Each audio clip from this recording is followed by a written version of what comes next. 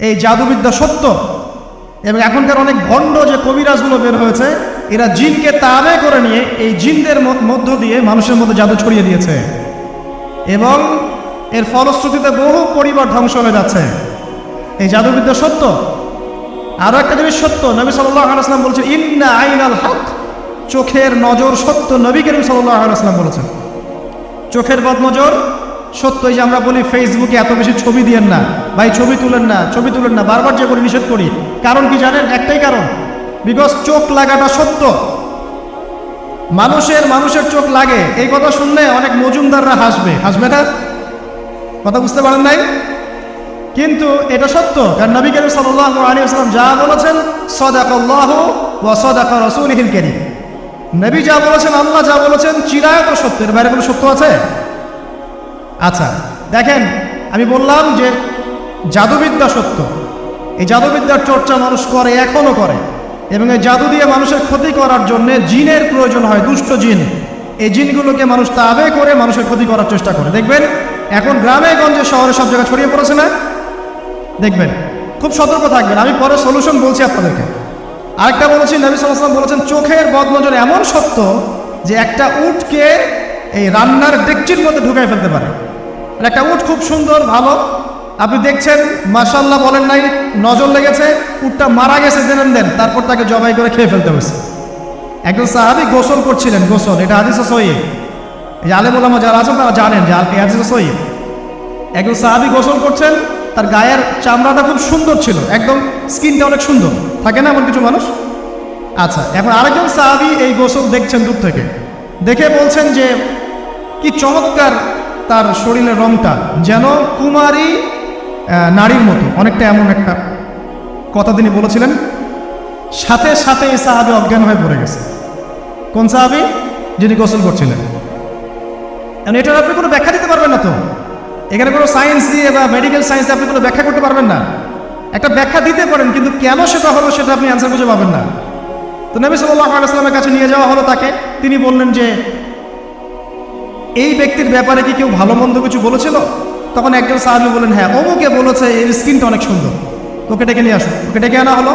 ডেকে আনার পর নবীজি তাকে অনেক শাসালেন, তোমরা তোমাদের ভাইদেরকে কি মেরে ফেলতে চাও? তখন এই সাহাবী তো অবাক, আমি আবার কখন মারতে চাইলাম ইয়া রাসূলুল্লাহ? আমি তো মারতে চাই নাই, আমি তো খালি বলেছি যে তার গায়ের রংটা অনেক সুন্দর। তখন তিনি বললেন কেন তুমি সুবহানাল্লাহ বললে না, কেন তুমি মাশাআল্লাহ বললে না? যখন মাশাআল্লাহ বলবেন, সুবহানাল্লাহ বলবেন, নজরটা লাগবে না। আর যখন আপনি মাশাআল্লাহ বলবেন না, সুবহানাল্লাহ বলবেন না, দেখবেন নজর লেগে গেছে। আপনি বিশ্বাস করেন ব্যবসা খুব ভালো চলছে, মানুষ বললো যে বাহ তোর তো ব্যবসা হেভি, লালে লাল শাহজালাল, ঠিক আছে, দেখবেন আপনার কেনা বেচা বন্ধ হয়ে গেছে। এরকম হবে, আমার কথাটা বিশ্বাস করেন। এটা কিন্তু সায়েন্স প্রমাণ করতে পারবে না, আল্লাহ এবং তার রাসূল বলেছেন, তার উপরে কোনো সত্য নেই। আছে সূরা কাহফ 29 নম্বর আয়াত পড়ে দেখেন, আল্লাহ পাক বলছেন ওয়াকুলিল হাক্কু মির রাব্বিকুম, সত্য সেটাই যা তোমার রবের পক্ষ থেকে আসে। ফামান শাআ ফালইউমিন, যার ইচ্ছা হয় বিশ্বাস করুক, ওয়ামান শাআ ফালইয়াকফুর, যার ইচ্ছা হয় সে অস্বীকার করুক। এই কারণে আমরা বলি ফেসবুকে এত বেশি ছবি দেওয়া, এই আইওয়াশ করা, এই যে শোডাউন করা, হ্যাঁ ইসলামের কিছু কাজ করলেন একদম মানুষকে না দেখাইতে পারলে ঘুম হচ্ছে না, এগুলো বন্ধ করেন, এগুলো বন্ধ করে দেন আল্লাহর ওয়াস্তে। অফলাইনে কাজ করেন, নিজেকে গোপন করার চেষ্টা করেন। যত বেশি মানুষের কাছে নিজেকে এক্সপোজ করবেন, কাজের বরকত কমে যাবে, কাজের বরকত কমে যাবে, চোখ লাগবে, নজর লাগবে। এবং চোখ লাগা বদনজরে বহু আলেম আস্তে আস্তে মাঠ থেকে মাইনাস হয়ে গেছে না? যায় নাই? এখন কি আলেমদের সংখ্যা বেশি না কম? যত দিন যাবে আলেমের সংখ্যা আরো কমে যাবে।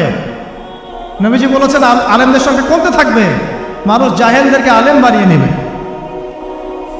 তো প্রিয় ভাইরা, জাদুবিদ্যা সত্য, চোখের বদনজর সত্য, রাতের এই অনিষ্টগুলো সত্য, রাতের বেলা অনেক ক্ষতি আছে।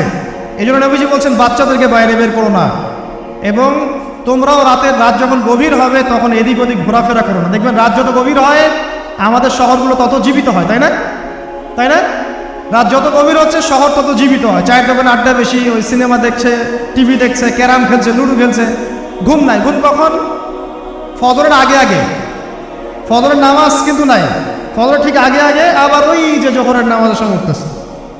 এখন আমাকে বলেন এরকম জেনারেশনকে দিয়ে কি আসলে ইসলামের কোনো খেদমত হবে? আচ্ছা, নবীজি রাতের বেলা আর্লি ঘুমাতেন, আল্লাহ পাক আমাদের সবাইকে তাড়াতাড়ি ঘুমানোর তৌফিক দান করুন। হ্যাঁ, আপনি ইলম চর্চা করলে রাত জেগে থাকতে পারেন, আপনি যদি জ্ঞান চর্চা করেন রাত জাগতে পারেন, আপনি কোনো গবেষণা করছেন, নামাজ পড়ছেন বা কোরআন হিফজ করছেন, আপনি রাতের আর্লি উঠবেন, এটা আলাদা বিষয়। কিন্তু কমনভাবে আমাদের এই যে ফেসবুক, ইউটিউবিং ইত্যাদিতে আমরা লিপ্ত থাকি, সারা রাতটা কাটাই আড্ডাবাজি করে, এগুলো বন্ধ করতে হবে। এগুলো বন্ধ না করলে ফিজিক্যালি আমরা মানে সুস্বাস্থ্যের অধিকারী হতে পারবো না। সারা দিনটা আমাদের একটা কি বলবো অলসতার ভাবে যাবে এবং দিনের বেলা কাজগুলো ব্যাহত হবে। এতে করে আমাদের উম্মার এই পুরো বড় যে তরুণ প্রজন্ম আছে এদেরকে আপনি সম্পদে পরিণত করতে পারবেন না। তাই এই সিস্টেমটা চেঞ্জ করা দরকার। নবীজি রাতের বেলা এই সূরা বাকারার 3টা আয়াত তেলাওয়াত করতেন, আমরা করবো ইনশাআল্লাহ। ইনশাআল্লাহ আরেকটা আমল বলে দেই, নবী করিম সাল্লাল্লাহু আলাইহি ওয়াসাল্লাম রাতের বেলা সূরা মুলক তেলাওয়াত করতেন। কোন সূরা এটা? কোন সূরা? তাবারাকাল্লাযী বিয়াদিহিল মুলক। কয়টা আয়াত আছে? 30টা আয়াত আছে। নবীজি বলেছেন সাল্লাল্লাহু আলাইহি ওয়াসাল্লাম যে এই সূরা আপনাকে কবরের আযাব থেকে বাঁচাবে ইনশাআল্লাহ। কবরের আযাব থেকে তো ভাই বাঁচা খুব সহজ নাকি?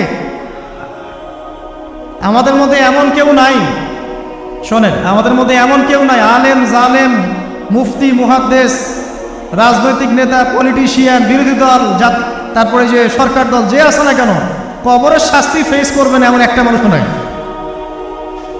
কেউ নাই পৃথিবীতে।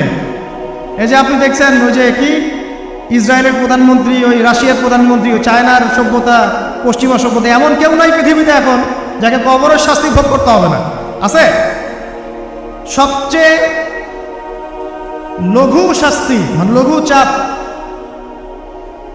এটা বলতে গেলে আসলে আমি ভাষা হারাই ফেলি, তারপরে বলছি আল্লাহ পাক আমাদের সবাইকে হেফাজত করুন, আমিন। একজন সাহাবীর নাম সাদ বিন মুয়াজ। কি নাম? নবী করিম সাল্লাল্লাহু আলাইহি ওয়াসাল্লামের সাথে একদম ডান হাত হয়ে যুদ্ধ করেছেন দীর্ঘদিন।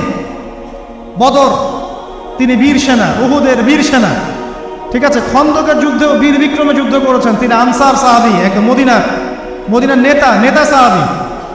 সব সাহাবী কিন্তু একরকম নন, কেউ ছিলেন নেতৃস্থানীয় সাহাবী, তিনি ছিলেন একজন নেতৃস্থানীয় সাহাবী, ঠিক আছে।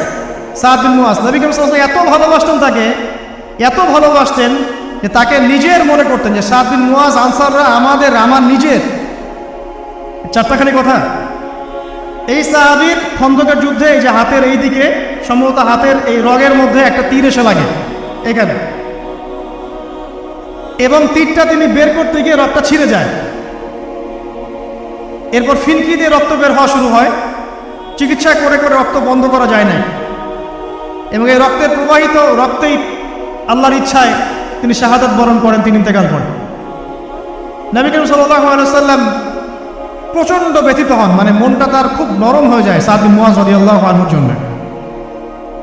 তো এই সাহাবীর যখন জানাজার নামাজ পড়ানো হচ্ছে, নবীজি বলছেন 70,000 ফেরেশতা তার নামাজে অংশ নিয়েছে। আর এই সাহাবীকে যখন কবরে শোয়ানো হয়েছে, নবী করিম সাল্লাল্লাহু আলাইহি ওয়াসাল্লাম পরে জানিয়েছেন কবরের যে মৃদু চাপ, সাদ বিন মুয়াজ রাদিয়াল্লাহু আনহুর কবরেও সেই মৃদু চাপ দেওয়া হয়েছে। আমি কি বুঝাতে পারলাম ভাই? আমাদের কোনো দাম আছে এখনকার পলিটিশিয়ানদের কোনো দাম আছে? এখনকার সমাজ নেতার কোনো দাম আছে? এখনকার সুদখোরদের কোনো দাম আছে? এই ঘুষখোর দুর্নীতিবাজদের কোনো দাম আছে? আমরা যারা কাঠমোল্লা হয়ে আছি আমাদের কোনো দাম আছে? সাদ বিন মুয়াজ রাদিয়াল্লাহু আনহু যদি কবরের শাস্তি তাকে না ছাড়ে, প্রশ্নোত্তর পর্ব তাকে না ছাড়ে, আমরা পার পাবো? নবী করিম সাল্লাল্লাহু আলাইহি ওয়াসাল্লাম বলছেন সূরা মুলক তেলাওয়াত করো রাতের বেলা, ইনশাআল্লাহ সূরা মুলকের তেলাওয়াত কবরের আযাব থেকে তোমাকে বাঁচাবে। আর আমাদের তো ভাই কবরে সবাই সাথে যাবে না, গার্লফ্রেন্ড যাবে না, বাপ মা ভাই বোন সবাই যাবে না। একজন ব্যক্তি সুদ খাচ্ছে, জিজ্ঞাসা করে দেখেন কেন খায়, বলবে তার সন্তানের জন্য খায়, তার বউয়ের জন্য খায়, তার বাবা মাকে দেখতে হবে তাই খায়, তাই না? একজন ব্যক্তি ঘুষ খায়, বলবে আমার পরিবারের জন্য খাই। একজন দুর্নীতি করছে, পুকুর চুরি করছে, বলবে দুর্নীতি করছে আমার পরিবারের জন্য খাই, পরিবার ভালো থাকবে। সবার একই এক্সকিউজ যে পরিবার যেন ভালো থাকে, আমার সন্তানরা যেন ভালো থাকে, আগামী প্রজন্মের জন্য কিছু রেখে যেতে পারি, তাই না?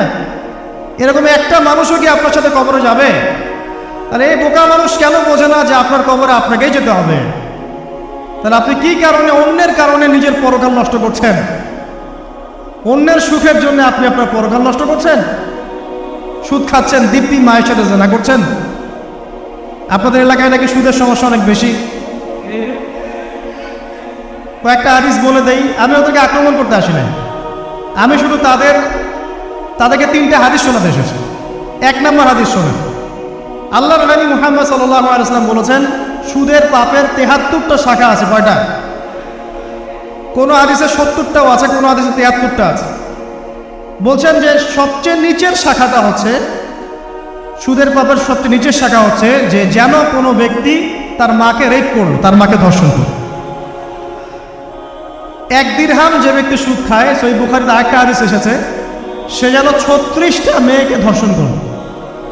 আর আমি একটা কথা বানাই বলছি না, যদি বিশ্বাস না হয় কবি মাদ্রাসা আছে, আলেম ওলামা আছে, গিয়ে বুখারী খুলতে বলেন, পড়তে বলেন, খালি একবার পড়তে বলেন, দেখেন যদি না থাকে তাহলে আমাকে এর সাথে থাপ্পড় দিয়ে দেয়। যদি না থাকে হাদিস এটা, তাহলে আমার গালে একটা থাপ্পড় দিয়ে যায়। আর যদি থাকে তাহলে আল্লাহর রাস্তায় সুদ খাওয়া ছেড়ে দেন। কোনটা করবেন? চ্যালেঞ্জ করবেন? নবীজি বলেছেন, 1টা দিরহাম যে ব্যক্তি সুদ খায়, দিরহাম মানে কি? রৌপ্য মুদ্রা। এটা এখন দেখতে পারবেন না, জাদুঘরে আছে।